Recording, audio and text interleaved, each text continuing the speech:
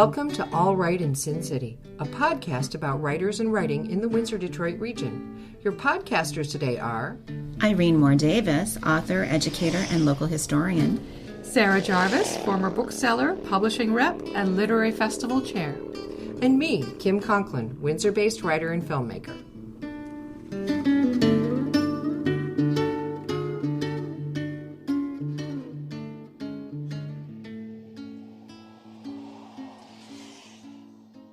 In October 2021, something wonderful and astonishing happened. 3 authors, published by small but mighty Windsor-based Palimpsest Press, were nominated for the 2021 Governor General's Literary Awards. Sadiqa de Meijer for nonfiction, G.A. Grisenthwaite for fiction, and Tolu Oloruntoba for poetry. In November, Sadiqa de Meijer and Tolu Oloruntoba were indeed announced as 2 of this year's 7 English language Governor General's Literary Award winners. Today, we're speaking with Palimpsest Press publisher and past guest Aimee Parent Dunn, along with GGLA winning poet Tolu Oloruntoba. Tolu Oloruntoba was born in Nigeria and practiced medicine before his current work managing virtual health projects for BC health organizations. His poetry has appeared in Harvard Divinity Bulletin, PRISM International, Columbia Journal, Obsidian, the Maynard, Humber Literary Review, and elsewhere, and has been nominated for the Pushcart Prize. His short fiction has appeared in translation in Dansk PEN Magazine. He founded Klorofyl, a magazine of literary and graphic art. His debut chapbook, Manubrium, was published by Anstruther Press and was shortlisted for the 2020 bpNichol Chapbook Award, while his debut full-length poetry collection, the Junta of Happenstance, published by Palimpsest Press in spring 2021, recently won the Governor General's Literary Award for Poetry. He lives in Surrey, BC with his family. And Aimee Parent Dunn is from Essex County. She received her BA in English at the University of Windsor. In 2012, she became a publishing assistant at Palimpsest Press, which had been founded by Don Cresson in 2000. And then just over a year later, she bought the press and became its publisher, with Don remaining as a poetry editor and designer. Palimpsest Press is a small, independent publishing house that publishes beautifully designed books of poetry, fiction, and literary nonfiction. A palimpsest, by the way, as we've told you in a previous episode, is a piece of writing material manuscript on which the original writing has been effaced to make room for other writing. Welcome, Tolu and Aimee. Thank you. So congratulations to both of you on this historic achievement. This question is for both of you. Where were you and what was happening when you found out that you'd actually won the GGLA for poetry? I'll take this. They announced it first thing in the morning, and I was at home with my kids trying to get everybody ready and running around doing the daily grind when the news came out. It was pretty exciting. And Tolu? So being on the West Coast, it was about 3 hours earlier. I guess then Aimee would have found out. So it was announced at about 7 a.m. So yeah. You were trying to get my older kid ready for kindergarten and simultaneously get ready for work and so on and so forth. So it was weird. I didn't have a lot of time to be on social media that day because I had to go straight to work after all that. So it's very interesting having to balance the media, requirements of these awards with my day-to-day life, which is full of work and parenting. But it was exciting. I was stunned, especially when I actually heard about the nomination, because I wasn't expecting it. I mean, Anne Carson won the last one. I mean, those are the kinds of people that win these things. So I wasn't even. It wasn't even in the realm of. I wasn't wondering if I could win it. I didn't think I would be a contender. It was like some other people win it, and we read books. that's the way I think. So it was very stunning for me. And Tolu, it breaks my heart that you can't go to Ottawa for a big fancy schmancy party with lots of great free food to go to, the gala, the usual gala that happens in non-COVID times. But other than that, what does this award mean for you as a writer? Nice. Well, I like to answer the first part of your comment. I like food, but I don't like fun. So I'm really torn there. If there's food, yeah, invite me. But if there are people, I'll stay at the corner of the room. So, in a way, I'm perhaps a little relieved that I don't have to do a lot of in-person events, especially because I've forgotten how to act around people. To the other part of your question, how does it feel? I think for me, I really, can't really speak for most people, but for me, one of the main reasons why I write is to bear witness.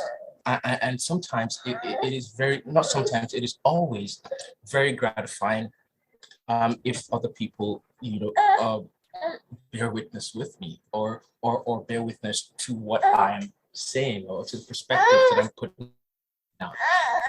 So a lot of this poetry is written in solitude. People always think publishing and writing is so glamorous, but really it's just trying to find time to do things with your kids. Yeah, working around your kids. My life is not glamorous at all. Yeah. Haven't changed my life at all. It's just that now I have to do more interviews and stuff, but life has just simply gone on. Still working on my manuscript, still trying to write poems, still trying to keep up with life. But the fact that a lot of this, I think I'm getting my old train of thought back. A lot of this is written in solitude, and sometimes you want that vindication, or I at least want that vindication of having someone else read the work and sometimes identify with it. I feel very fortunate that the book is getting some attention, and so some people can read some of the things I wrote, and that's the reason why we publish, I guess. It's not the reason why I write, but I guess putting it out there means, let's share these thoughts. And I feel very fortunate that a lot of people will discover the work. I feel very humbled as well because hundreds, if not thousands of books were published last year, and a few were recognized. I mean, prize culture has a lot of valid criticisms against it, but I'm of two minds. I'm happy, but I know that there were other spectacular works that aren't really necessarily getting their day in the sun, as it were. But all in all, I feel extremely happy. Aimee, Tolu's GGLA for poetry, along with Sadiqa's win for nonfiction and Gord's nomination for fiction, are significant achievements for a small independent press. What does this mean for you and Palimpsest Press? I think what it means for us is a greater recognition on the literary stage. I think that it will bring more authors to us. More authors will consider submitting to us. More authors will be able to solicit authors that we want in particular. Obviously, it meant, so some award money, not a great deal, but it meant an influx of revenue for us. I mean, we've sold, oh my goodness, Tolu sold out and we had to reprint. I don't know if you knew that, Tolu. So we're waiting on your second print run to come in right now.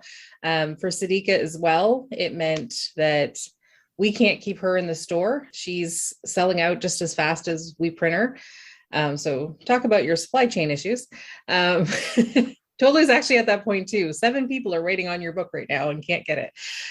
But it's meant having to really, forge ahead with getting those books into the stores. And I think that from now on, when our books come across the desk of reviewers, come across the desks of booksellers, they're going to take a better look at our work, and before they dismiss it, because they're going to remember this, right? They're going to remember that, no, these people put out award-winning books. Let's see what they're offering us now. Well, interesting that you mentioned extra print runs and selling out. It's clear that your approach to date is focused on quality over quantity. Do you see Palimpsest Press gradually increasing the volume of releases every year, or do you prefer to continue at this pace for the foreseeable future? We are increasing. The goal is to get up to 12 books a year. We're currently at 9. Next year should be 10. But no, our goal is to keep growing as a company, keep putting out more poetry, more nonfiction, more fiction, and really diversify our list, which has been a problem for us in the past. And it's something that we've been working on steadily. And we're just looking towards more growth. Tolu, I'd like to invite you to go back in time. How and when did you first discover your passion for writing? Thanks, Irene. How did I discover my passion for writing? I stumbled upon it. I was in the second to the last year of secondary school, high school, and I started experimenting with different kinds of writing. I was trying to write fantasy. I was writing fantasy epic with a friend of mine. I started to write poetry, and I somehow just stuck with it. And so that was 2001. And I started writing seriously even before I went to med school. And I just kept writing through it all. And I think it's the thing I have stuck to the longest, professionally or semi-professionally. Or I would say it's the endeavor I've been most focused on in my adult life. But I just really stumbled upon it. I've never really been formally trained in literature, but I discovered that I loved it. And I just kept doing it. When you began writing poetry as a teenager, did you have any expectation that all of this would be happening, that writing would be so much a part of your life in adulthood? Oh, no, not at all. I just wanted some people to think I could write cool poems. And then at some point it became an outlet for me. To process my thoughts, being a teenager at the time, and then, going into a very intense period of study in which, we did things like dissections, we saw people, ill and dying and so on and so forth. I needed to process a lot of my current life. I needed to process a lot of my past life, including past trauma. And poetry I found that every piece I wrote brought me some peace. That is what spurred me on, not necessarily any expectation of broad readership or critical acclaim or anything. So it's been a very solitary vocation for me. I'm glad people like the poems, but I'll have written them anyway. Well, you mentioned your studies, and that must have been intense in the medical field. And so in addition to your literary endeavors, you do practice medicine, and you're currently managing projects for health authorities in British Columbia. And we are in the midst of a global health crisis, of course. Has the pandemic had any impact on your writing routine or your writing practice, or has it helped or hindered? Well, for starters, I don't practice medicine anymore. So I sort of switched careers. I practiced medicine for 6 years. And then I went to business school and started doing project management and managing IT projects in healthcare. So I still work in healthcare, and my medical background has continued to be relevant, but I don't actually practice clinical medicine anymore. Long story. But to answer your actual question, the pandemic has actually reduced my ability to write. It has been a very terrifying time, especially for social media devotees, people that spend all their time on social media, just swimming in all that toxin. It begins to become the background hum of one's life, all that devastation and pain and death. It's very hard to concentrate these days, and one needs a measure of concentration to write. And then when one writes, you're trying not to write about the pandemic and how awful everything is. And so you're like, what else is there to write about? Also, I'm grateful to be able to work from home, but I've lost my commute, and my reading and sometimes writing time. So I would read and scribble notes in my notes app. I don't have that anymore. So now I can only write at like 4 a.m. when the kids don't wake up at 6 a.m. or at like 11 p.m. when I'm already asleep, even though my eyes are open. So it's harder to write. It's harder to read. It's harder to do anything. But I'm grateful that I'm still writing, however little. But it has been a terrible time globally. So I guess I'm fortunate. Tolu, how does your experience in the medical profession influence the way you write poetry? I well, that's an excellent question. I don't specifically try to invoke my medical experiences or training, but what they say is write what you know. I'm not even trying to write what I know, but if I'm trying to write an endeavor that I gave a third of my life to so far, a third of my so far short life will show up. A lot of other things show up as well, my memories of childhood and all that stuff. What I'm saying is inadvertently, medicine does come out. And then, there's all that Latin and Greek nomenclature, naming body parts and processes and stuff like that. You get to reverse engineer words because they use these Latin words in very interesting ways. And so I'm dealing more, or I dealt more with the root Latinate meanings of a lot of words, since many of those were retained. And so it influences, I guess, the way I understand and choose to use words. It also, the metaphor of the human body, I'm trying to figure out how the body works. I guess it deepens one's interest in figuring out how everything else works. And the body is really full of metaphors. And since everyone is really, well, most people, okay, I can speak for myself. Since I'm very self-oriented, I know myself. I know my mind. I know my body. My medical training has helped me know more about my body and some of the ways it's failing a bit better. In the lyric poem, in which you dwell a lot on the eye, and inadvertently you would go into some of the anatomy and some of the physiology and pathology of the human, and some of that rich metaphorical language just comes out.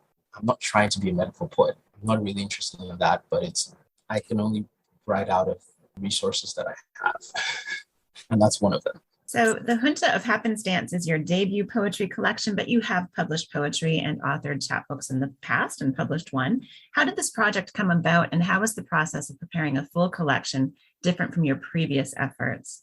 Well, I have Jim Johnstone to thank. I made several previous attempts to get a full collection published. I actually had a previous deal signed in 2014 that fell through, which I'm very glad it did, by the way. I would have been so embarrassed to have that book out in the world. How did it evolve? Shortly after I moved to Canada, I just continued submitting, this time to Canadian presses, and sent Jim the chapbook that became Manubrium, and he accepted it. Everyone else rejected it.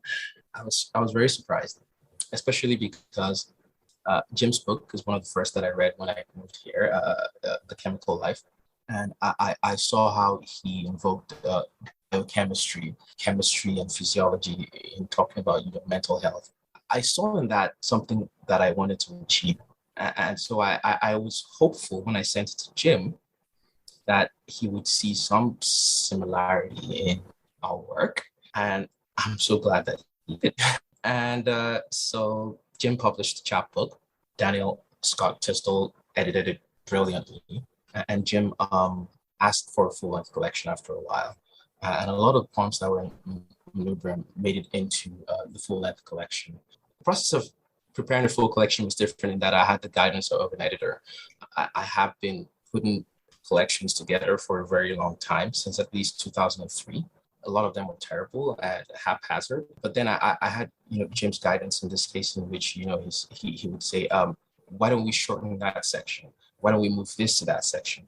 I don't feel this poem is quite working. And so I had that trusted guide in the process. I feel very fortunate for it. So that's how it was different this time. I wasn't just putting my poems in a Word document. I was trying to create a coherent document with an expert guide by my side. Well, maybe this is something for the two of you, because I have a feeling this could be a collaborative thing with a publisher. How did you decide on the title? Tolu, with you and Aimee, did you and the editor work on that as well?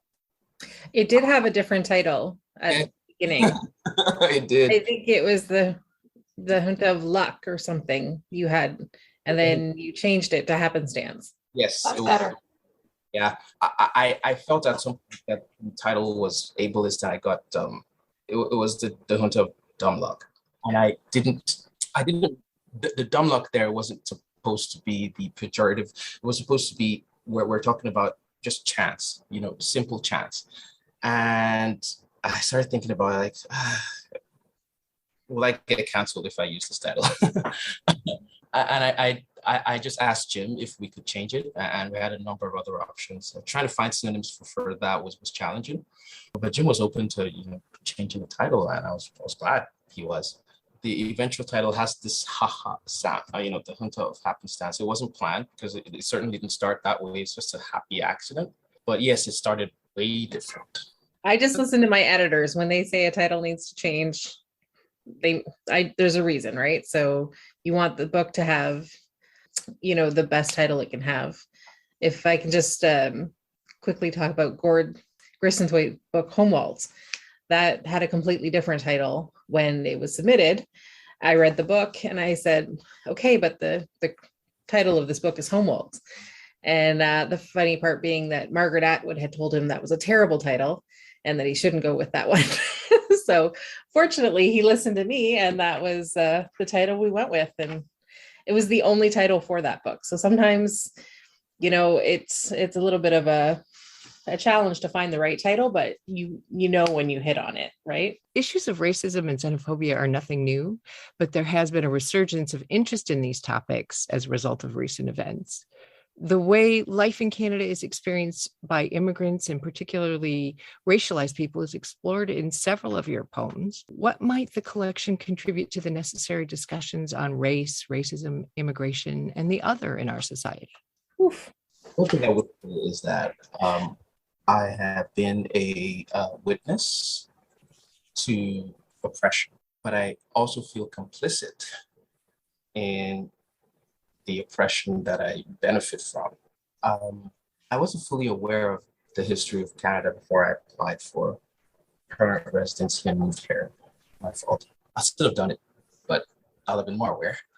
But then I began to become more aware of the fact that, in as much as the trajectory of my life was determined by the British colonial project of Nigeria and what became Nigeria, I was also moving into a colonial phase of my own. And so, yes, of course, I remain an other, like in many of the places I find myself in professionally. I'm the only Black person, etc. I wish it wasn't so, for instance. But I still feel that I am part of the majority on this land, crowding out the original inhabitants. So it's a very complicated feeling. What does poetry have to offer, or what does my poetry have to offer? I approach these issues with humility, in which I'm saying, my people were wronged. My people are currently being wronged. I am wronging other people right now as well. How should I live? How should I live in the present, knowing what has come before? And I grapple with a lot of these, and I think if anyone could take anything from it, I believe it's just the ability to pause and take a second look at where we're coming from, what their presence on these lands means, and what they should do about it. Yeah, but that's how I approach these issues. I ask a lot of questions, and I don't necessarily take anything for granted. And I think it's a useful way to live. And poetry gives us a vantage view into an other's viewpoint. And many people who have been othered write beautifully about their experiences. And reading the poems and sitting with them is a way to develop empathy for those viewpoints and those lives. Because, we live very isolated lives. Many of us never move beyond a few dozen kilometers of, where we have always lived. But you can meet new people. You can change your perspectives. You can see things through another's viewpoint. And I hope my poetry does that. I was just trying to write honestly about the confusion I feel about a lot of these issues. ... Aimee, what do you enjoy most or find most inspiring about Tolu's poetry? Every poet I publish is so different, and I loved that he was approaching topics like mental health through that lens, like he said, of the almost medical language. That was something that we had never published before, even though we've had a couple authors who have approached that issue, that topic of mental health. We never actually had somebody who approached it from that lens before. So that's what made his poetry really unique and really kind of jumped out at us. I'm not the poetry person at the press. That's what Jim's job is. So Jim came to me and he said, this is brilliant poetry. And of course I read it and I'm like, yep, it's brilliant. So that's why we chose to publish him. It came at it from such a unique point of view. And I mean, it's not all sunshine and rainbows. Obviously, there are some pretty dark topics, but they're expressed in such a way that,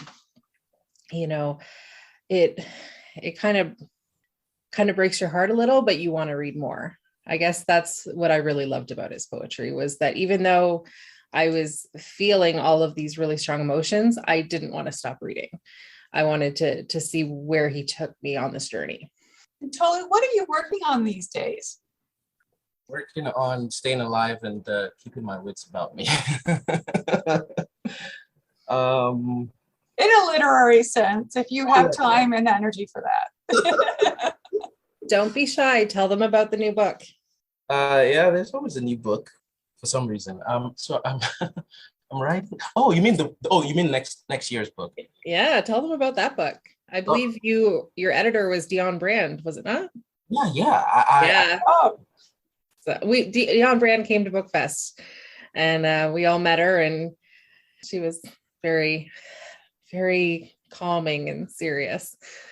What was it like to work with her as an editor? Oh my God, I'm so sorry. I'm not supposed to be asking questions. Thank you for questioning, though. But Dion is a legend.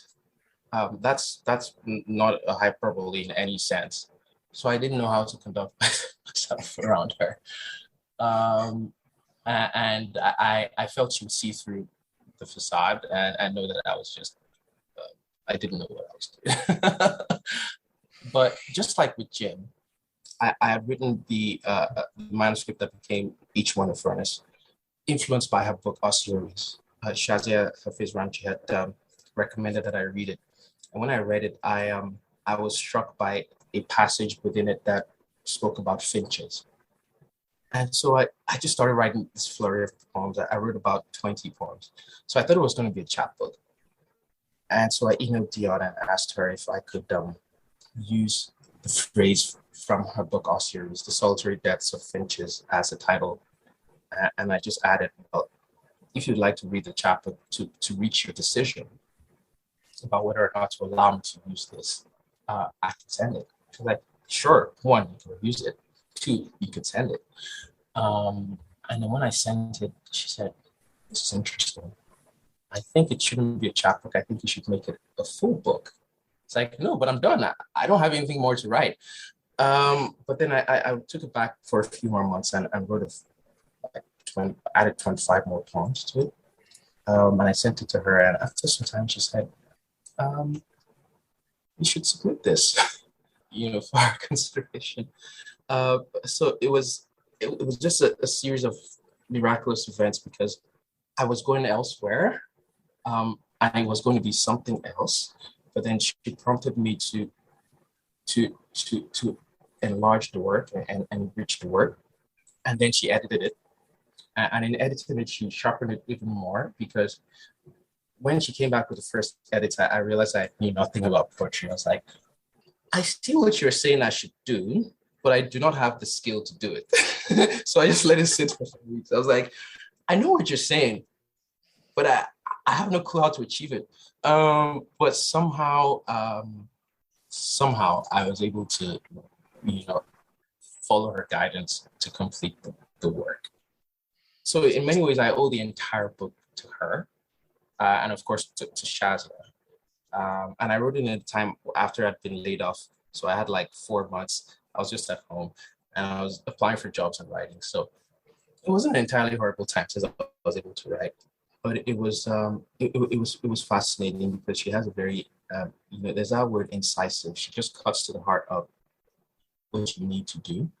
She cuts to the heart of what's unnecessary. And so she's like, no, this word doesn't work. No, this phrase doesn't work. But I like that phrase. No, it doesn't work. So just very, very incisive. And at the end, she cleaned it very efficiently, effectively, and quickly. And I feel very fortunate for that. And so what I'm working on, I'm not particularly working on it now because it's done. It just needs to go to printers. Final round of copy edits. So I'm looking forward to that. That's one thing I'm doing. But to handle my anxiety, I'm trying to complete another book so that I don't sit around twiddling my thumbs and trying to figure out what comes next. I tend to give very long answers, I find. Sorry. Oh, it's great. It's absolutely fine. Yes. So, would you like to read a little bit for us from your book? That would be awesome. The first one I'm going to read is called Coexist. I lived in, my childhood home had a lot of mice and rats. And so Coexist is about coexisting with mice. At some point, it was really their home. We were their tenants. And we just figured out how to live together. So the poem is called Coexist. Africans never presumed to count another's children. So we didn't know how many they had. The family ours moved in with, each sidestepping the other, mostly. Avoidance was respect. Night was their time.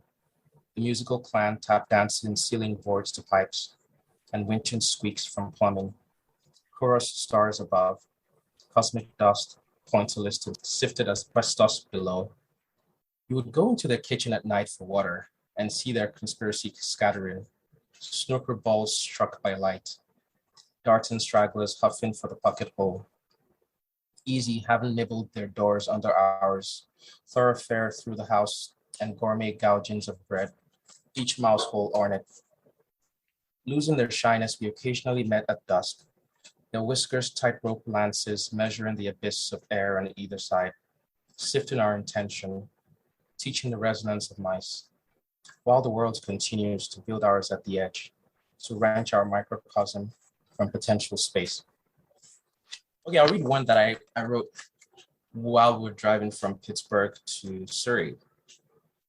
So we moved from the States to BC, and we just got a U-Haul trailer and attached it to our Honda and just drove for like 8 days. 8 days because we had a toddler that would just get tired and the trip would end.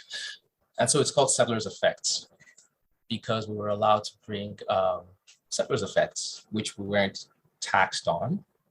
But I spent the entire trip just thinking about what it meant. Traveled from Pittsburgh, drove through 10 to 11 states of the US. So that's the transcontinental trip, basically. It's given me a lot of time to think. Settlers' effects. Do you ever know if a country is yours?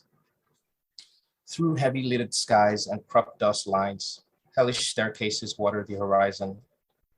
Mileage expands westward. Bugs sheen the windshield.